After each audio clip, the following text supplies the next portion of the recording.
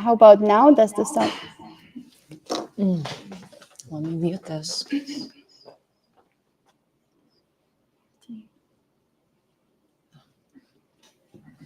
Okay, third time's the charm. Okay, so everybody who didn't get the repo, you can get the repo. My name is Teresa, and I'm part of the PyLadies community.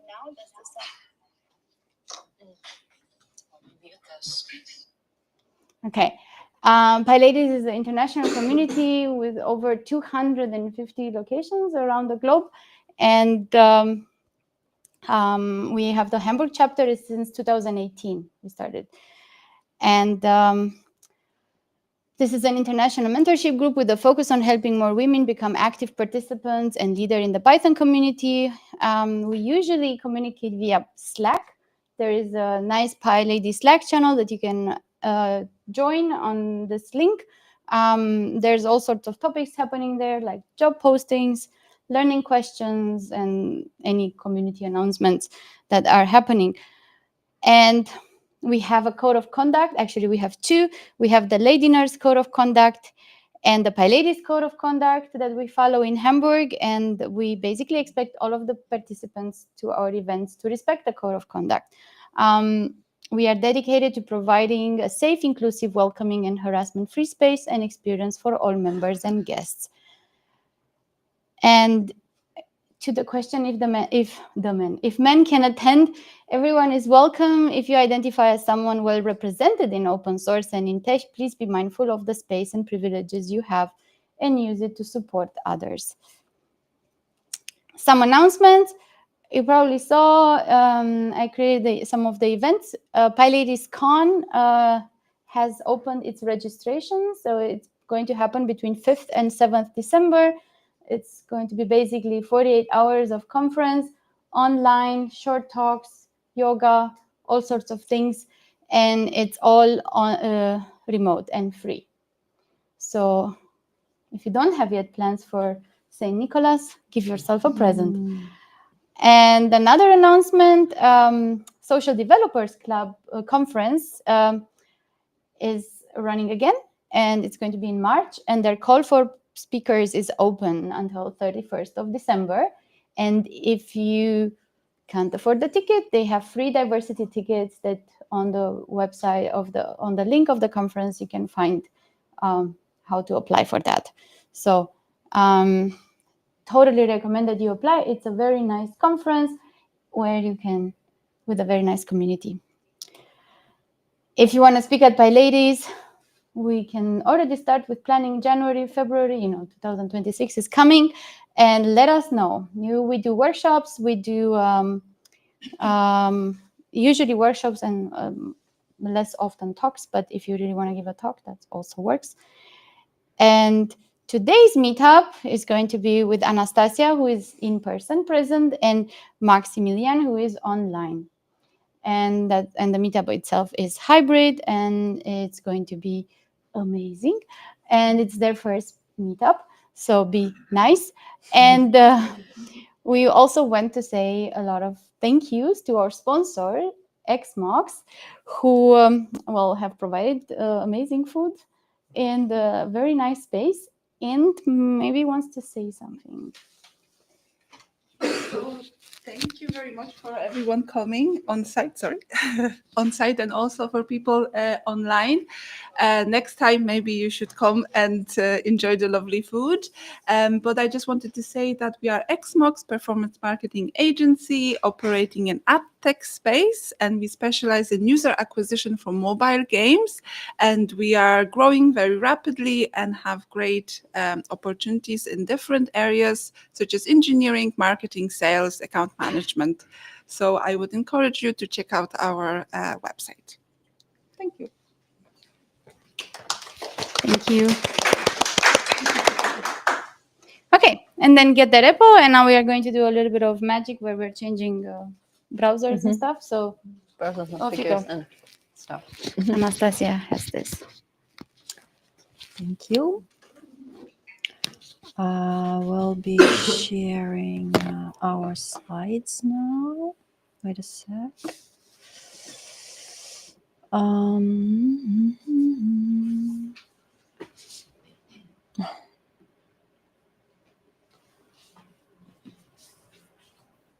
Anastasia, can you hear me? Okay. Was Hello? streaming going? Yeah, how do I do that? Hey, can you hear me? Technical. Technical difficulties? We check. Mm-hmm. Microsoft. I still don't see it. Hello? Ah, Yay. Ta-da.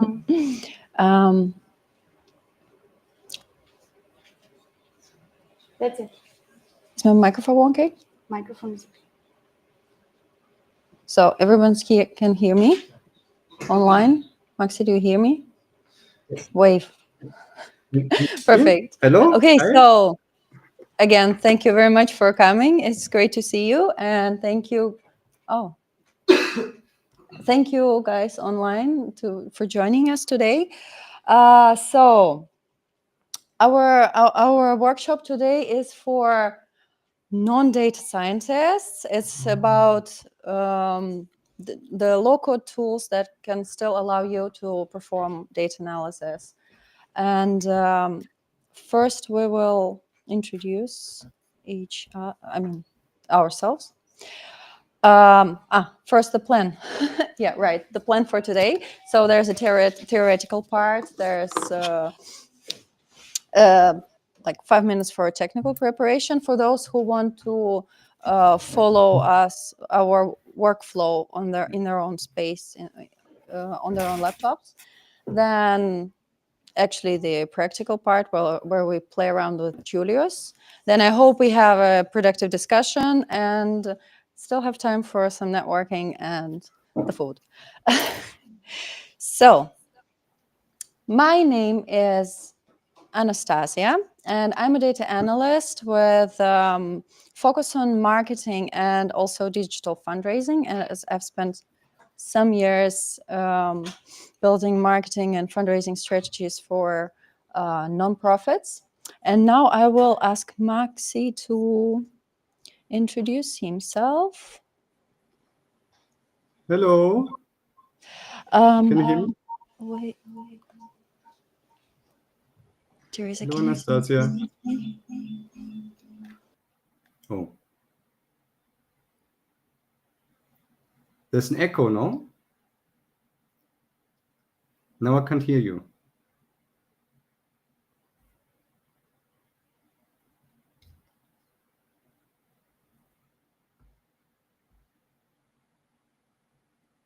Okay. Okay, so so I'm Maxim. I am from Karlsruhe. My background is mathematics. I studied here. I was a time in Mexico to make a little bit of investigation. And then some life-changing moments hit, also Corona for everybody. And after some time, I decided to change careers to make this Quereinstieg that became really popular and get into data science. And a year ago, I attended an intensive course in data science and I've been staying in the industry for a while. And since some months ago, I started working as a teaching assistant in data science. Some of you might know the Spiced or Neue Fish Academy.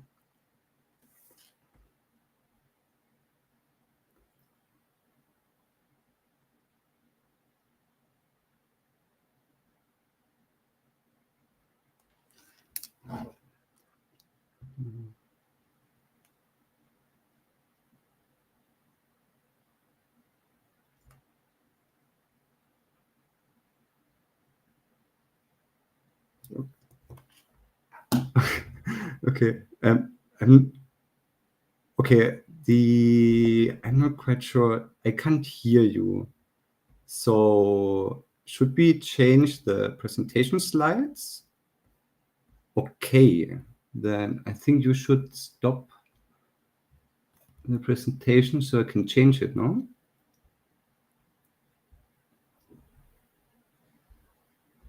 Let me check.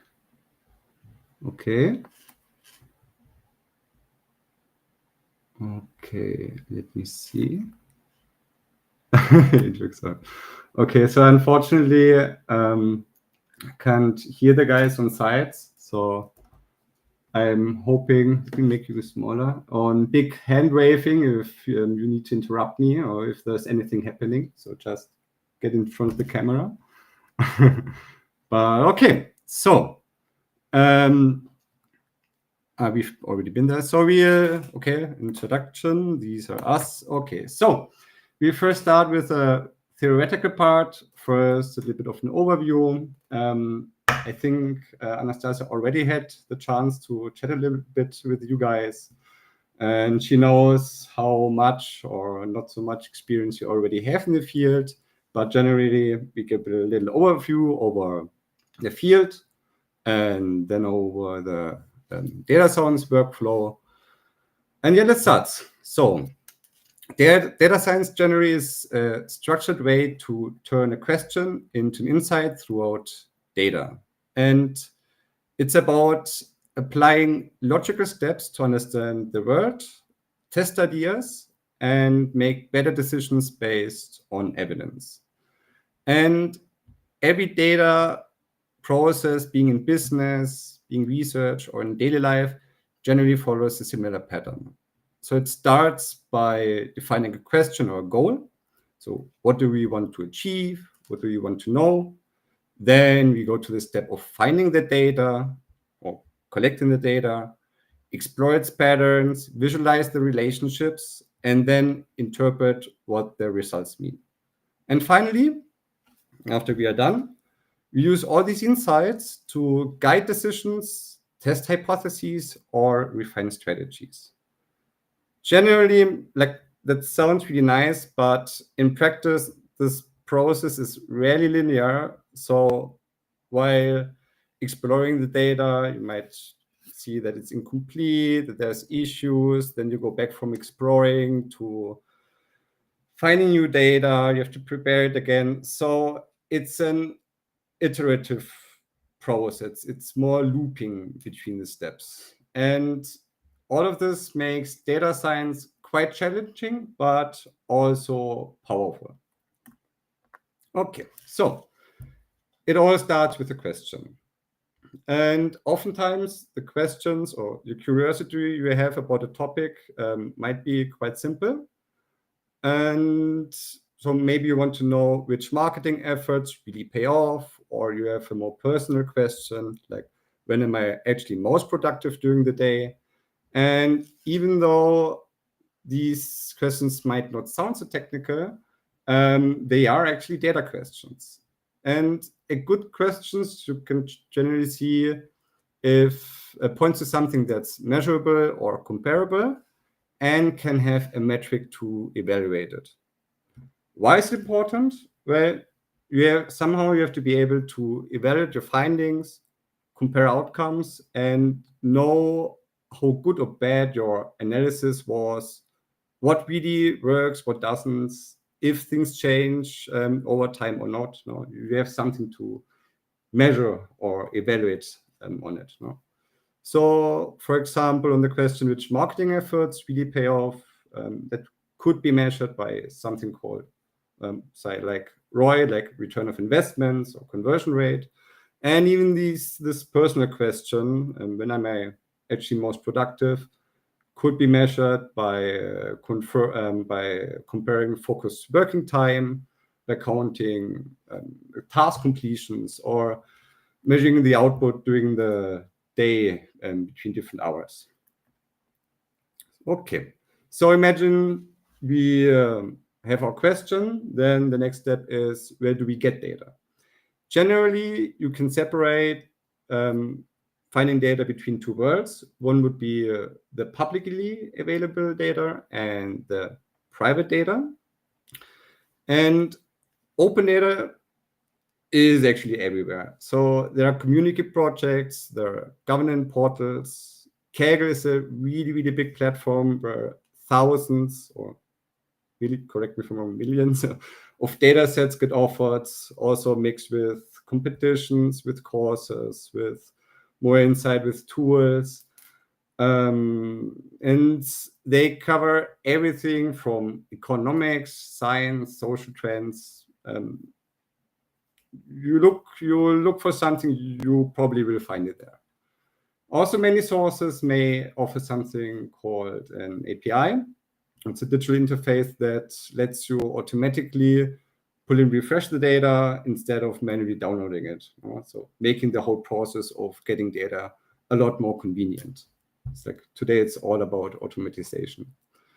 And sometimes also just chatting with professors, institutes, or local organizations, anybody involved in the data world, make sometimes seemingly inaccessible data directly accessible.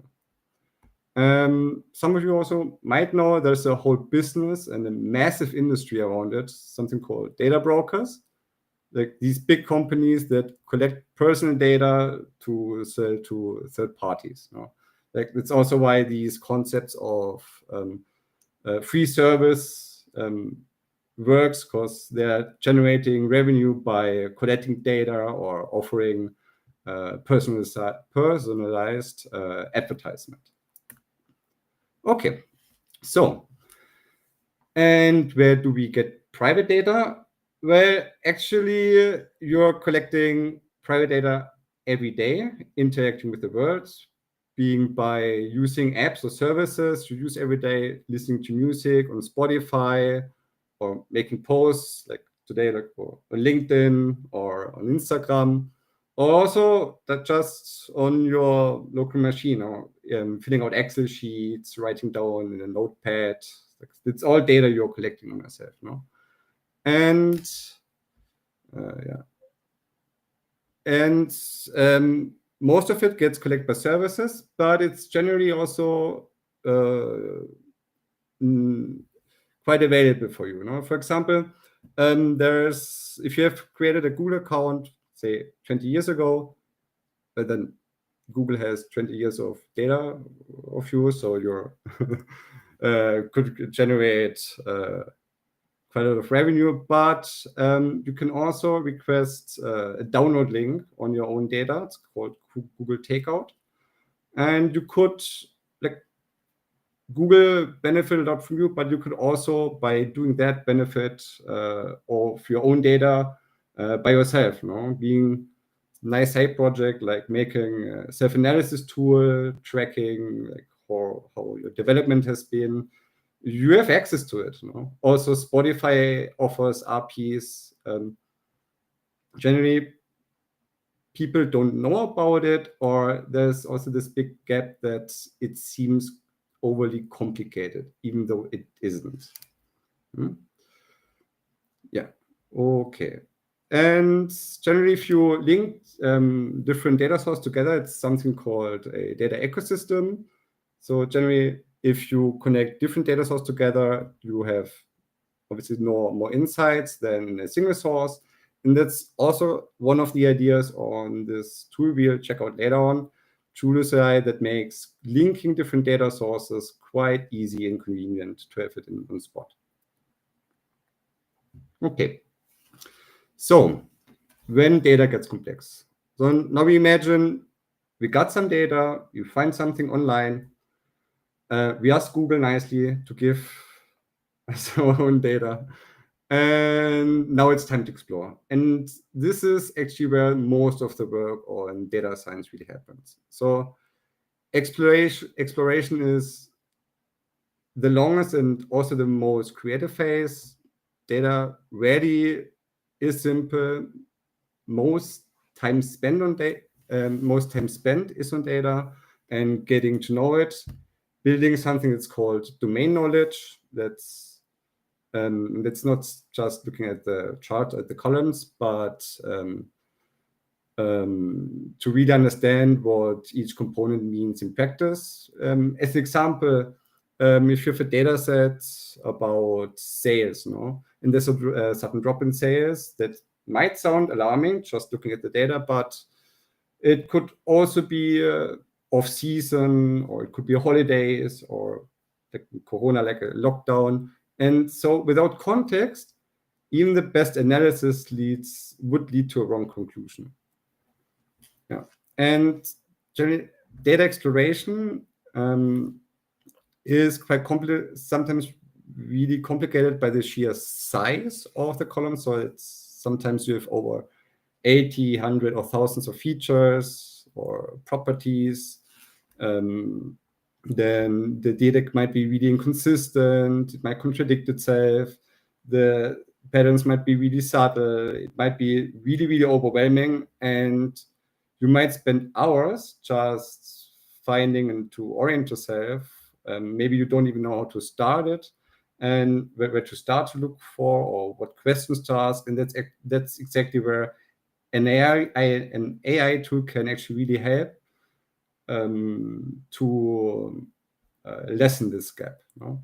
So it lets us explore data by asking questions in plain English instead of programming or having to use quite complicated tools. It automatically spots patterns or the key variables, the key insights on it, and gives us context. That doesn't mean that it replaces human reasoning. It more so amplifies it and lessens the hours searching for these patterns and gives us more time on understanding them.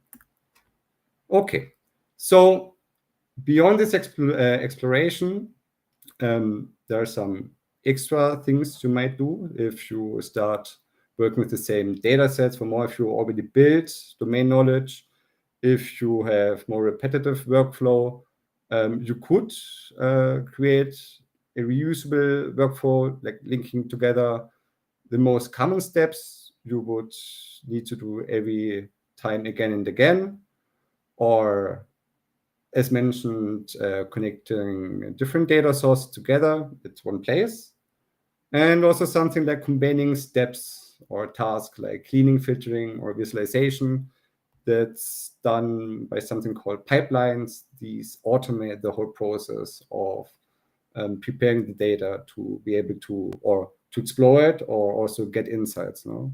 And it's a really convenient way to save time and work on it. No? And a tool like this tool like Julius.ai also supports it, this kind of feature. It's not a must use, but it's a really practical way more so if to keep analysis more organized and efficient, more so if you're working on certain data for a long time. Okay, so finally we get to Julius.ai. And so a quick overview why it's quite convenient. So these tools are actually really helpful in handling really complex and high dimensional data.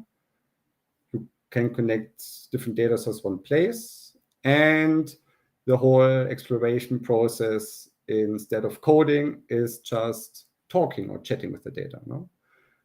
And you can turn these insights into automated workflows.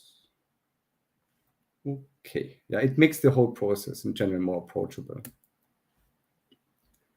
Okay, but before diving into it too much, because it's a lot of promises, but you also have to understand a little bit about the limits of AI. So low code doesn't mean low control. AI generally is great for spotting patterns, but often not good at understanding the meaning or the context of it. Because machine learning models are like AI is a statistical model, and they optimize for something like accuracy. They have training data.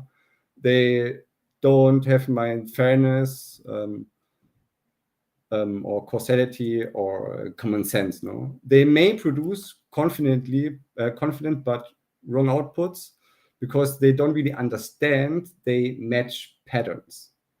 And that's why human input and domain knowledge matter so much and stays relevant in these fields. Okay. When AI misunderstands you. So actually, AI doesn't really actually understand you. It predicts what's most likely based on your words. And so it makes it really important to know how to phrase questions, asking something like, show me the best customers, So the model might assume that you are referencing to the highest revenue or most purchases, or you're referencing for best ratings. And it would give the answer depending on the statistics, no? What generally any random person would most likely ask an AI tool. And this kind of careful wording is part of something that's known as, probably to some issues already known as prompt engineering. And it's not incredible science, it's just a way of writing really precise or clear instructions so AI understands your intent. And the general rule is vague prompts leads to vague answers, but that's also something that's really applicable to your work, because communicating in a vague manner to any person in your family or in your surroundings also generally gives out quite the vague answers. Okay. So as a general rule of thumb is, when you talk to AI, be specific, not vague. Provide context and examples. Avoid assumptions, because AI will probably misread your intent. And iterate and refine on the process. Generally, you can think of AI, in our example, in data as a junior analyst, that's freshly graduated through university, memorized 1,000 of books, but doesn't really know how to consistently apply all of this information, no? So it's a little stupid. Okay. And so each prompt or each conversation with AI is less of a test of intelligence, it's more of a test of communications. So I think everybody had this experience fighting with ChatGPT, at least once. Okay, so as a quick summary, AI accelerates discovery, humans guide in directions, and together they create a way of understanding. Yeah. Okay. Then Anastasia, I give over to you.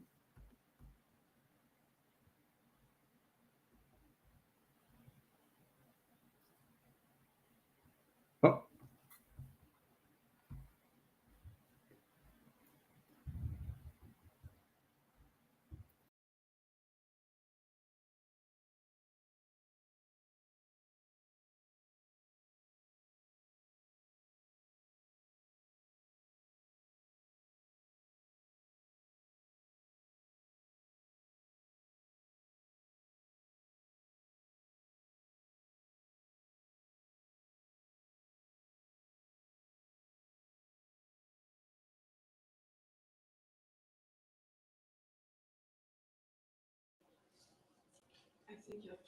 Try now. Now it should be okay. Yeah, now you hear me. Yay! So Maxi, thank you very much. You know what? I actually did not ask the audience the question, so I will do it now. Our questions were for you guys and for you online guys and girls. How many, just to understand you and the context we're working in, how many of you guys analyze the data on regular basis? Okay, cool. In online audience, please answer to in the chat in YouTube, and Teresa will tell me later. Okay, so and how many of you use AI for data analysis? Okay, and thank you. And then how many of you know what Julius.ai is? Have you ever tried it? Or you guys, have you ever tried Julius.ai? No? Probably not. Okay, then, well, I would say you're in the right place in the right time. before we actually go, I know everyone's want to start already, but before we actually go to Julius.ai, I wanted to go quickly through the workflow that we're suggesting for our workshop today. Let me put on the slides again.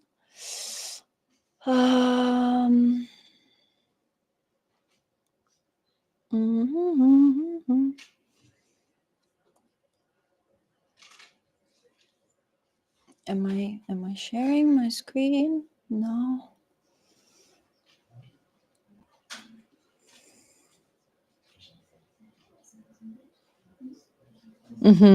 Okay. Now, so this is basically the classic data science workflow. Maxi has already told about this briefly, and the good thing is that it's universal, and whatever tool you use, it doesn't matter. The logic is always the same.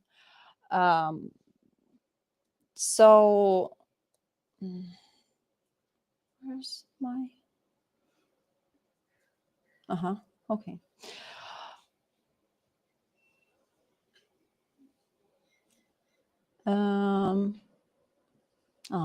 Until I return the shared window. Where is it? I'm sorry. Where's my shared window? Oh, I lost it.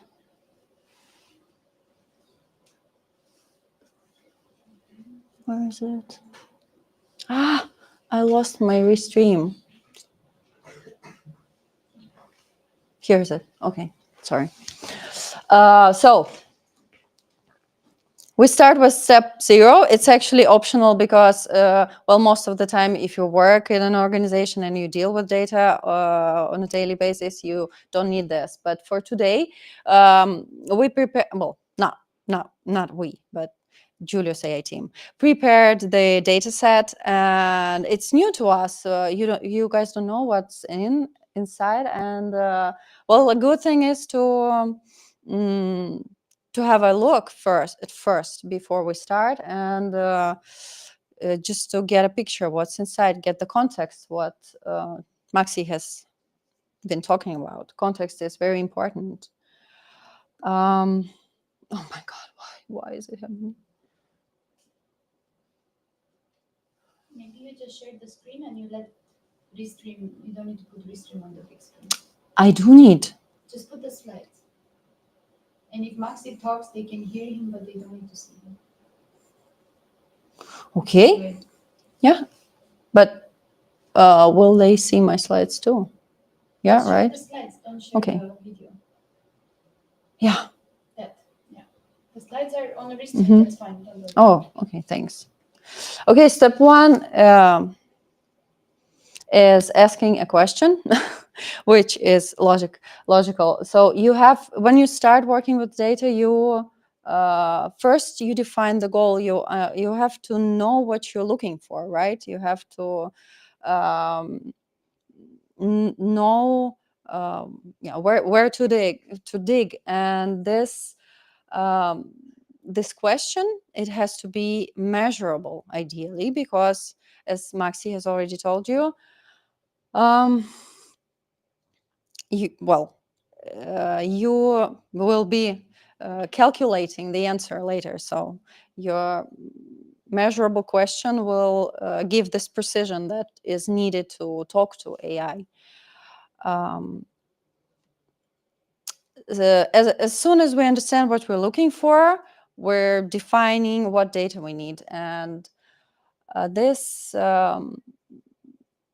is where AI can really help, because it can identify tables and columns and variables that you might need. It can show you that, well, you might not have enough data and you need to get it somewhere, or you have too much data. That happens also, and you don't need all that you have. Then you clean and prepare the data that you've chosen to work with. also a very important step. And also AI can be a big helper here, because it can spot the outliers and the missing values and everything that could create a problem for your further analysis. But you, as a human, you're in the context, you know the situation, and you are the one who decides what to do with this inconsistencies or outliers. Do you include them into analysis or not? Do you delete the duplicating rows, or you investigate why are they there? Oh, it's up to you. You have to decide. Then there's actually the exploration part, when your data is ready. And this part is, well, probably the most interesting, and also the most, I would say, the most iterative part, because how it looks in Julius.ai, it's a conversation, and you ask questions in plain English, and you receive answers in plain English, and every insight, it generates new questions, ideally. And so with each iteration, you explore more and more until you are satisfied with your analysis, until you get the answer to your question. Step 5, we see it as visualization and communication, but you'll see later in Julius, we separate it in several steps, because data visualization and data storytelling is like a whole separate topic for a separate workshop, or even a study course, I think. And we're not going to be focusing on that today. We will see that AI generates visualizations all along the previous step, but you might not be satisfied with them completely, and you might want to look at it from another angle. I don't know. It's always, again, the refining and iteration. And as soon as you're happy with your analysis, as soon as you get the answer to your question, you can also generate a report if you need to share your findings with others. And the cool thing about AI is that most of the time it gives like this short text explanations to your visuals, and this can be very, very handy if you need to explain your findings to someone who's not really in the context. This pairing exploration and visual is a good habit, I think. So step 6 is iterating and refining, and that's what I talked about. It's not actually like a separate step as much as it's this red line that goes through all your analysis, because you can iterate and refine at each step.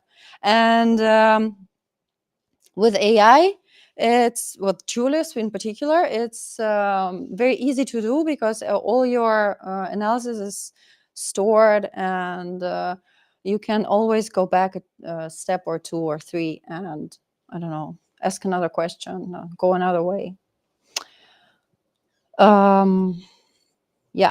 So finally, we're done with the talking. And for those who have a laptop with them and want to follow our workflow, I would ask you to this is for after the workshop. I would ask you to go to the repositorium. You can find the link in the event description on Meetup. Or Teresa, could you please send the link to the chat so that those joining online can.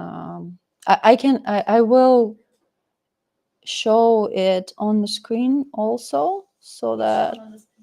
I mean, on the stream screen. Here it is. Yeah, so this is our repo, and here you will find all the materials that we have, that we've prepared for the workshop. There's a README file describing the workshop. I would encourage you to go to setup instructions and open Julius.ai and create an account if you haven't done it already, if you don't have an account. Are you guys with us? Yeah, you're following. Did you manage to find the repo? You can see the link at the top of the screen. Yeah, that's. You can also do you have. Yeah, the meetup. If you go a little bit, scroll down. There's a link to repo. Yeah.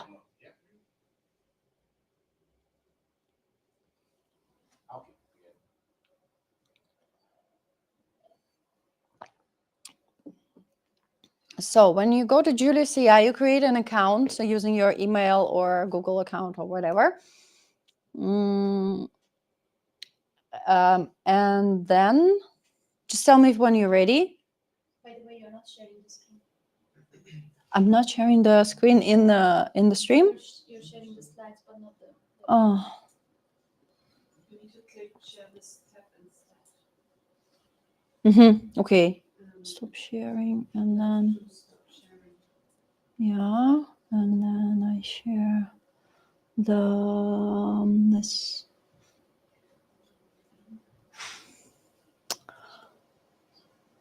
I want to share the whole. Yeah, this one. Perfect. Yeah. Okay. So.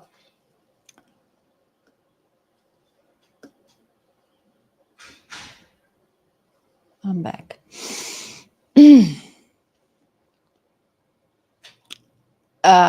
When you've created a Julius.ai account, Julius looks like this. Familiar interface. We have, Maxi and I have created a Julius notebook for you today. Notebook is, if you know what Jupyter Notebook is. So Julius Notebook works pretty much the same. It consists of reusable sequences of blocks, and yeah, you can add prompts and text blocks and whatever. I'll show it just in a second. So has everyone created the account? Yeah, perfect. So then you go in the setup instructions, you see the institutional code, the promo code that Julius has provided us with. It will grant you the free pro membership for today to enjoy fully the features of Julius. You click on your account, and then you go to account settings, and here's the account tab. And I don't have it here because I've already used my promo code, but there's the institutional codes section where you add the promo code. Does anyone, Teresa? So I think. Yeah?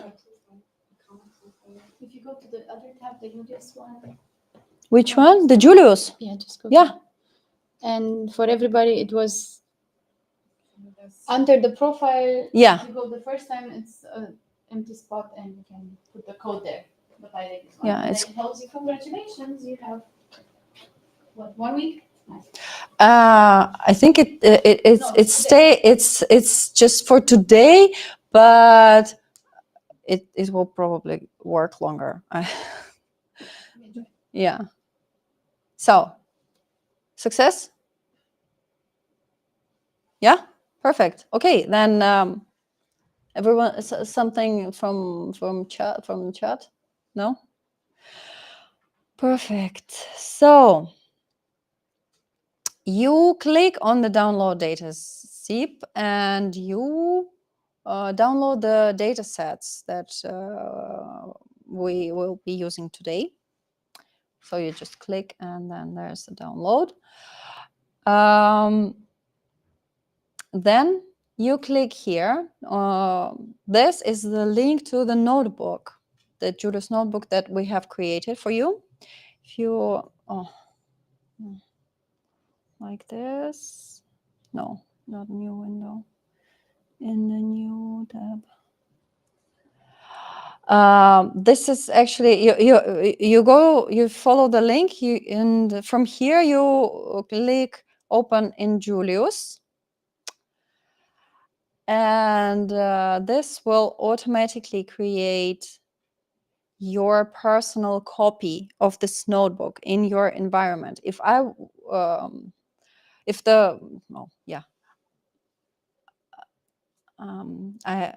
I had to have two Julius accounts to make this trick. But if I was online with my other account, we would be able to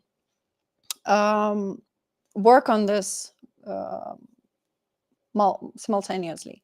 But as soon as I'm offline, you get your own copy, and be sure that here in the name of the notebook says copy, right? Can you check on that, please? So that you'll be working in your personal environment. Okay, now we start with Julius.ai. So this is before we start, one more thing. There's the chat settings here, and I encourage you to go here, and there's some things that you might be interested in, apart from changing the appearance to dark. If you have the Pro membership, you can actually choose the model that you're going to be using. And well, this is up to you. It depends on your preferences, your goals, and whatever. I would stick with Claude, but I've done this workflow with different models in Julius, and I wouldn't say that there are some critical differences. Actually, this is a cool feature. When Julius answers your questions, you'll see it generates a lot of Python code first. If you're not into Python that much, you can collapse the code so that when Julius is answering, you don't get overwhelmed with all this what's going on there. You just get you can open the code if you want and copy it and use it, but you'll get the answer also in plain language. There are other settings that we're not going to be focusing on. You can always explore it later. So we start with loading the data, and you did download the data, and you have to there's the block for the source block, it's called. So you add the sources, and oh well, I have a lot of here, but whatever. Upload the data, and we upload our data set.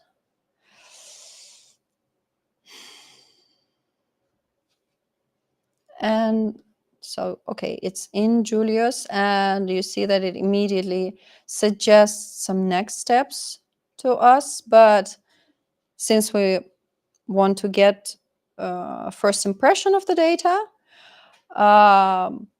we can ask something like, give me an overview of the data. What's the data set is about? I've already, this is the prompt block, and I have already put a prompt here.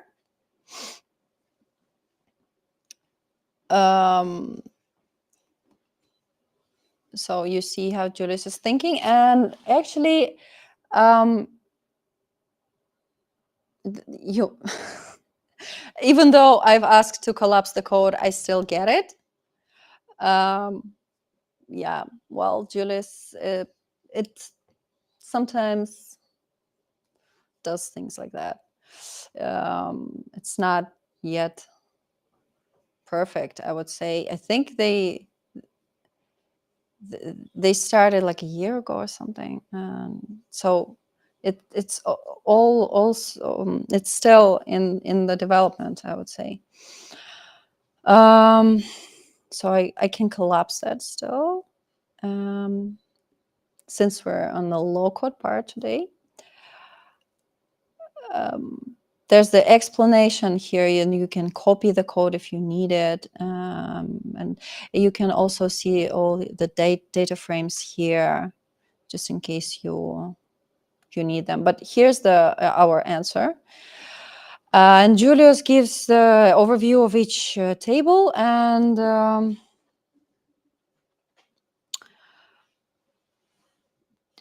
also even some preliminary analysis, like it did, when you ask the same question twice, it might generate different answers, slightly different answers. So it did give me a preliminary analysis before, but yeah, okay, whatever. So as you have probably already, this is the summary, actually. Here's the summary that, yay, our data set is okay for analysis. So as you probably, I don't know, what do you think about the data set? What is it about? Did you understand it? Somebody? Well, it's artificial, it's generated data, and theoretically it is like a retail shop.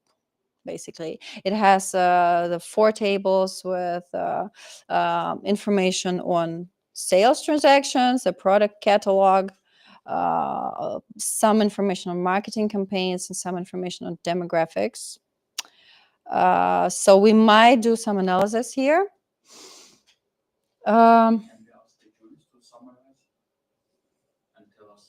Yes, of course. Let's do that. Yeah, let's do that.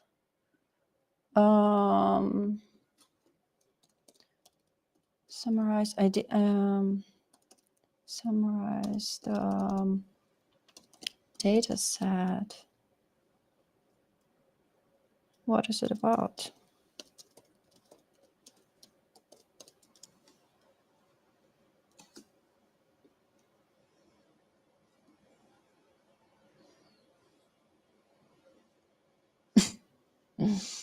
Some more coding.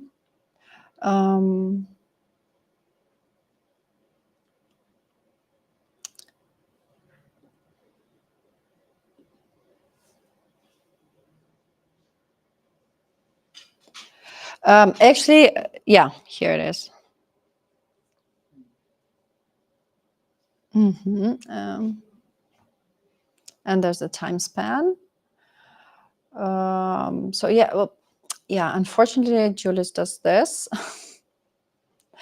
And I did not yet figure out how to fix it, or maybe that's not up to me. You can export the table So this is like the string, the text should be here, the name of the product category, but it never shows the text. I don't know why.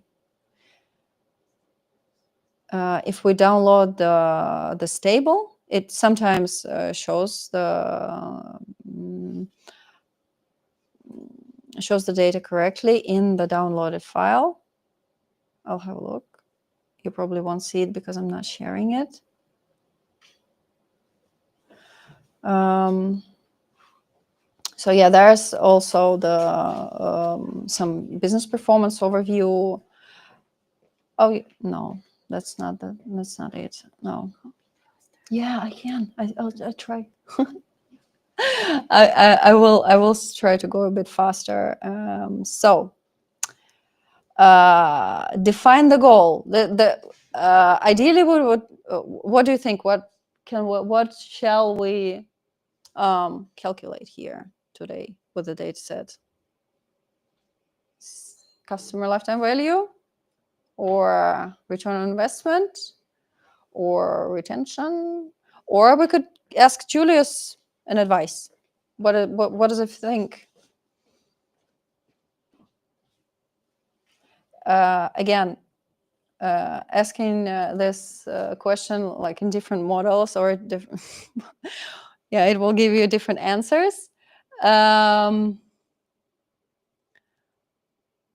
But yeah, as since this is a new data set for us, it's generated, and there's no like ideal answer to this question. What are we going to be calculating here? It's just we need to decide. It will probably tell us to focus on return on investment, because it says that actually lifetime value is one of the columns in the customers table. So it's already calculated. So,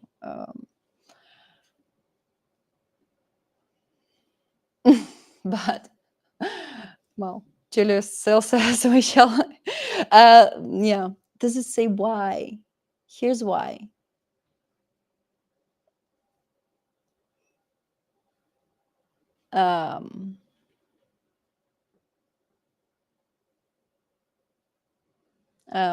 Actually, dude, I don't know. I don't follow it. If it's already calculated, what are we going to be asking then? Okay.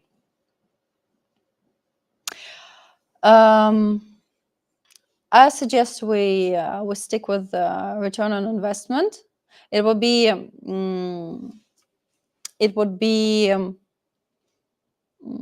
easier to see some problems with the data set if we calculate the return on investment. I'll just fix it here. But if you want, you can choose another metric.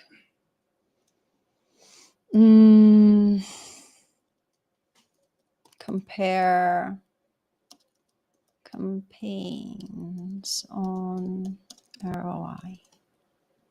Let it be like this. So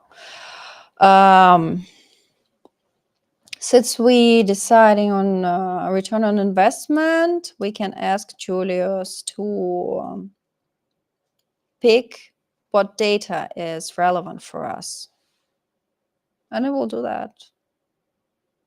So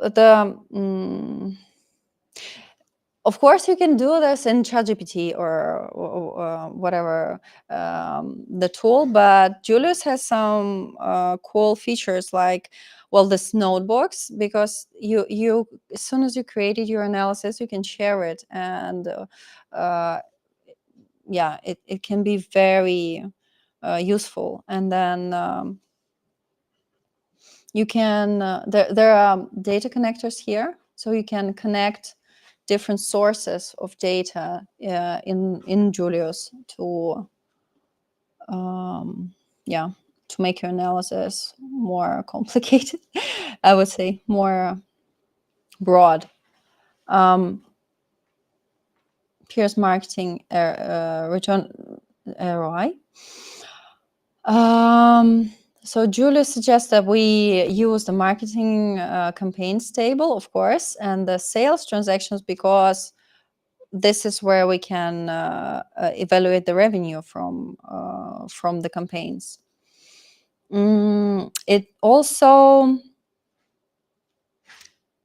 analyzes how they connect, which is good, and suggests some supporting tables, and it immediately shows us the potential problems that we might have. We will still ask this question further, but we can already see that there's a attribution gap, and well, coupon codes, that's fine. There's, yeah. So only less than 20% of sales are attributed to campaigns, and that really limits our analysis. But well, that's what we have, and there's some minor problems also. So since our third step is clean and prepare, we will ask Julius again to review the data and point out the problems. Well, we have this step, but you actually saw that Julius already did that on the previous step. Well,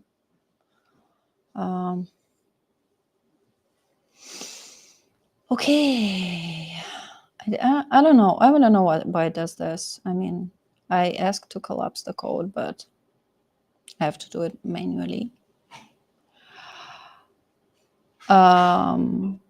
Sometimes when Julius makes mistakes in the code, it tries to solve, to do it from the beginning and to solve the problem itself.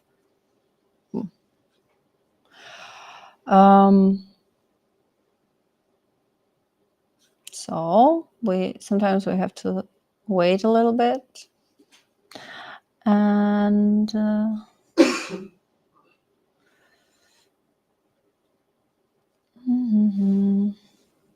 so our point here, the main point here, is that we have to decide what to do with the problems, how to solve them, and Julius can suggest something, but it's not always always doable, or it's not always relevant. We have to question everything. So AI gives us basically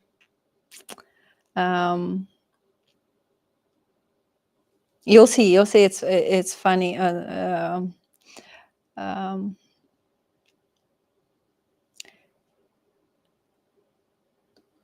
Okay, there's some good news. That we have no missing values, no duplicate campaigns. Okay, great. But again, our critical issues. We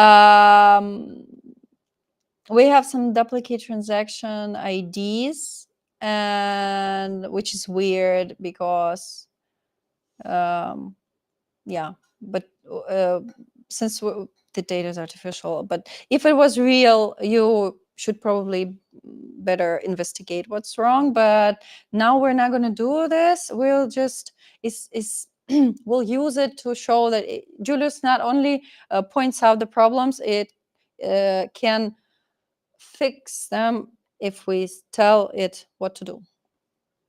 So, okay. Sales outside campaign windows. Yeah, this is a little bit weird, but still, maybe some sales before campaign start. Okay, well, just let it be. Here, I know that this all, in real life, this all needs investigation, but not for our generated data set.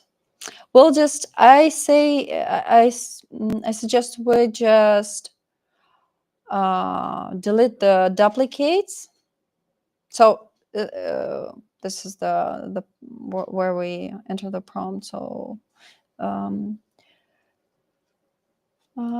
delete the duplicating.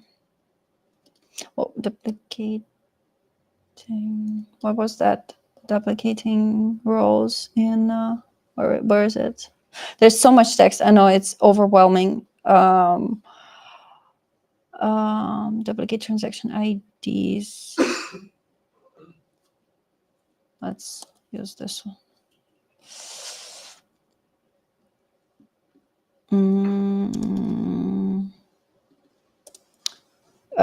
And include the sales outside campaign periods in the analysis. Prepare the the files for the tape, the files, okay, for analysis. Okay, so if we run this, okay. Julius will prepare the files, and they will be ready for analysis. And where are we? Yeah, here. And you will always also be able to download them and use them in another environment if you need that. Okay, I'm collapsing the code. So, how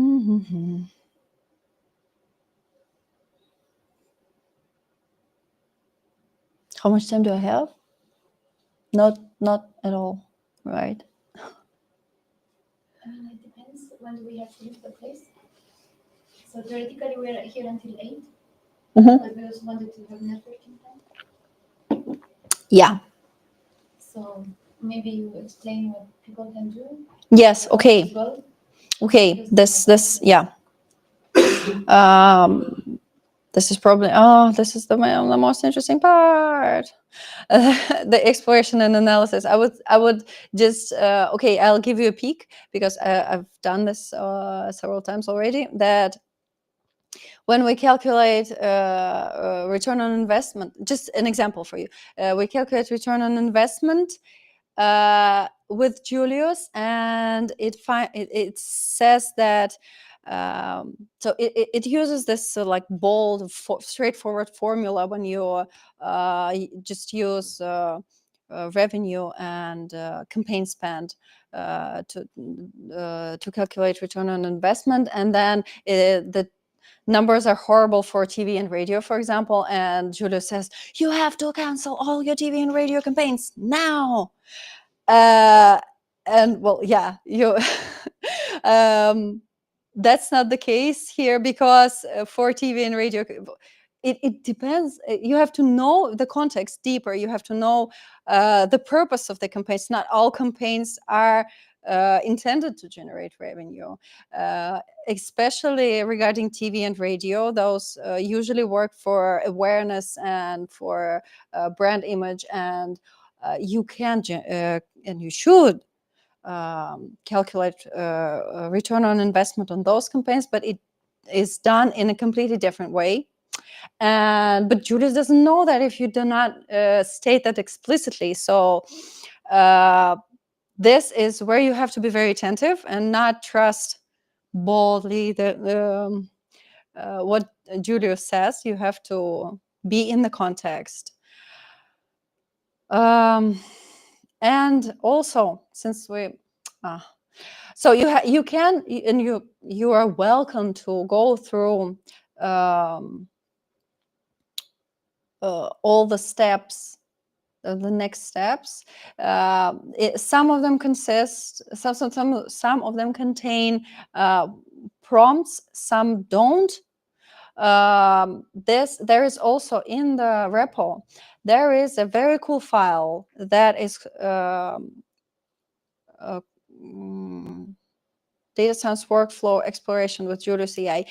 These are the descriptions of all the steps with example prompts and with some advice on how to work with Julius here. And you are welcome to explore those and explore Julius. You have the promo code. I hope it works more than one day.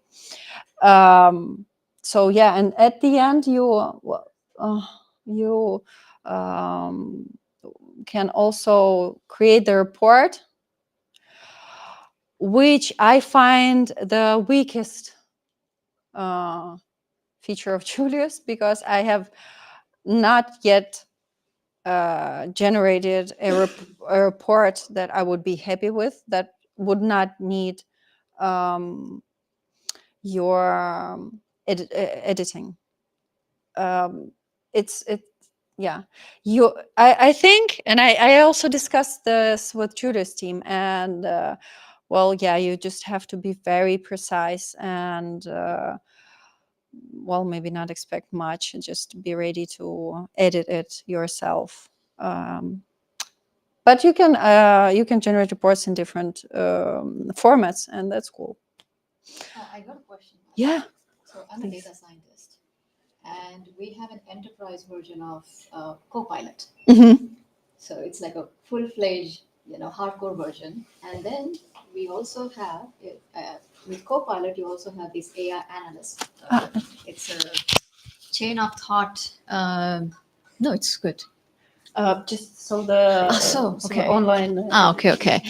So it was advertised as new generation data scientist, advanced data scientist, as if it's going to replace my job. I'm like, okay, I'm curious. So if they're going to replace me, I better test it. So I created a very basic test. I'm a scientist myself. So I had created perfect data, no problems, no missing values, no duplicates, nothing. Gaussian distribution. Again, no unnecessary anomalies. And then I identified around 6 to 7 metrics. For example, dataset size, reproducibility, sensitivity to semantic differences, that if you change your prompt a little bit from and to or. And also semantically different, but looks very similar. The prompt looks similar, but they're semantically different. So 6 to 7 different prompts. Around 12 queries with all kinds of variations. And it failed. So my question is, and I use GPT-5, which is the most advanced model. So my question is, conversation analytics is coming. There is no denying. It's the future. It is not ready yet for me, but I tested only on GPT-5. So my question to both of you is, it's a critical question, sorry about that, that have you tested Julius' capability with its on certain metrics, and what has been your results on this evaluation of his performance? Yeah, thank you. I would say that apart from this data set, I have just I have tested Julius on some real data, and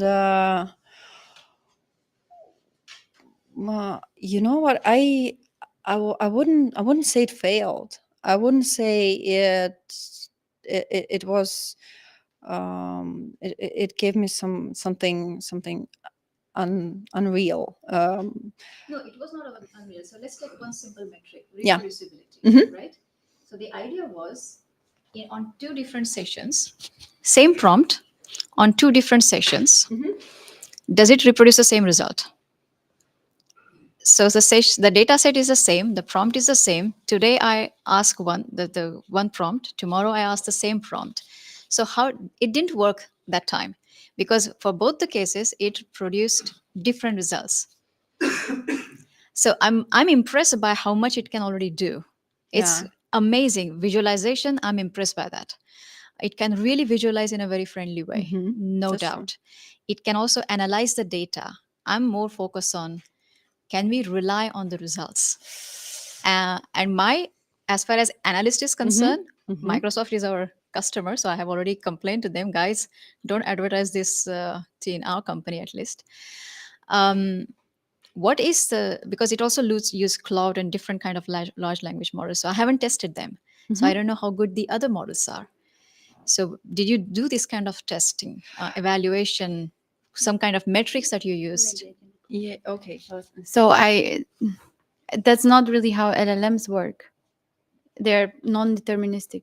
Yes, So if you ask the But same then- question twice, you will get different answers. precisely. But then does it make, because for data analysis you need determinism? Well, yeah, but I think what is happening here, and probably this is what Julius is doing, and ideally what they should be doing, is that they are creating a lot of guardrails and like really a lot of specification on top of Claude or all the other models to try to force it down a path to behave in the same way if you ask the same question. Whether that works, Yeah. that's- So my answer would be no. I have not tested it so yeah, that deep. I have not carried out a deeper analysis yet. But yeah, I suppose they try to do their best to make this reliable, because it is actually funny if you you might see Julius sometimes, I don't know, it used to be like 2 weeks ago, it used to do that. It doesn't do that now. I don't know why. It gives you like the whole thinking process, and well, maybe I should just choose another model, I don't know. And you can see that it says like the developer instructs me to do this and this and that, and so yeah, I think they're working on it. But you Progress is impressive, without a shred of a doubt. I Yeah. can see next 1 year, 2 years, this is Mhm. going to replace me. So, at a basic level, but for me, it is not ready yet, where I can use it reliably. yeah, you can't replace yourself yet with this. So that's fine. Don't worry. Don't worry. You can't replace yourself. I think that's a little bit like doing simple things. Yeah. You can use it to make you faster, Yeah. but whether the time you take to check that everything that it Yeah. did was correct makes you faster, that's a I think what I like, and this is the use case that we have identified, which I think works all right. One is visualization. Yeah. Because when we are not happy with one visualization, we provide the data and we say that, hey, visualize this data. So we have our own data product. So instead of asking it to analyze it, we say, visualize these results in different ways. And this is where I'm absolutely impressed by its capability. It has this ability to, it will show me heat map, or it will show me line plot, and that's fantastic. As I said, that there are certain, so that's one use case that we had tried. And second is exactly what you said. Maybe I'll just add to that. Instead of starting from scratch, this could be the first step, but I would not rely on the outcome of its analysis, not yet.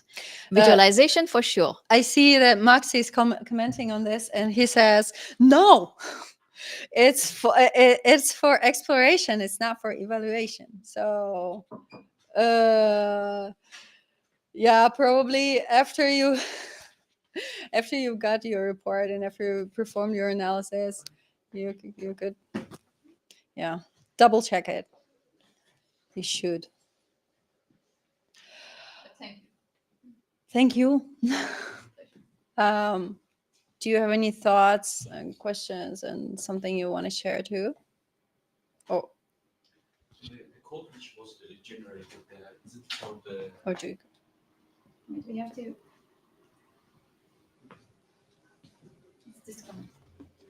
It's yours or mine? Oh, okay. Then please. Thank you No, for it's- presentation. Thanks. The code which was generated, it's for us just to copy and use it, or it's what the Julius was using?